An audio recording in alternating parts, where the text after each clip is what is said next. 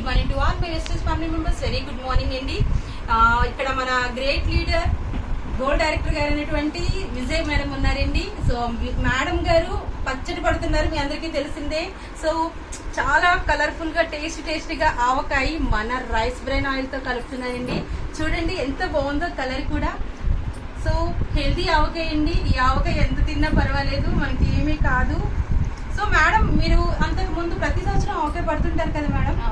So ఈసారి rice bran oil తో కలుపుతున్నారు. మరి ఈ రైస్ బ్రెయిన్ ఆయిల్ కి పాత కలిపిన ఆయిల్ కి డిఫరెంట్ ఏమైనా తెలిసిందా మేడం? తక్కువ పడుతుంది, ఆయిల్ తక్కువ పడుతుందా మేడం? ఆ మెజర్మెంట్ ఏంటని చెప్పండి మేడం మన వాళ్ళకి.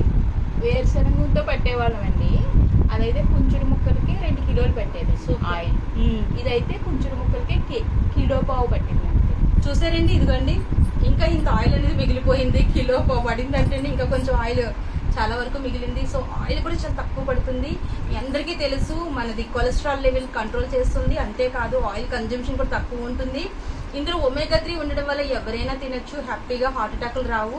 సో మామూలుగా ఆవకాయ తింటే హార్ట్ అటాక్లు వస్తాయి అంటారు, బట్ ఇది మాత్రం హెల్దీ ఆవకాయ అండి. హార్ట్ పేషెంట్స్ కూడా హ్యాపీగా తినొచ్చు. అంత పెట్టినా తోడుకోవద్దండి. ఎస్, మెయిన్ ఫ్రిడ్జ్ లో పెట్టినా సరే తోడుకోదంటండి. మనందరికీ తెలిసిందే కదా, మన ఆయిల్ అనేది తోడుకోకుండా ఉంటుంది.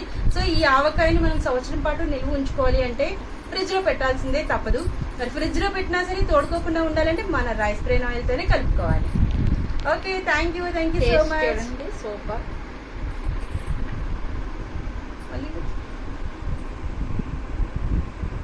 చూడండి, టేస్ట్ చూస్తున్నాను. నిజంగా ప్రాణం లేసి వచ్చినట్టుంది. సూపర్ ఉంది, టేస్ట్ చాలా బాగుందండి, చాలా బాగుంది. So thank you westers, thank you rice bran oil, thank you Vijaya ma'am.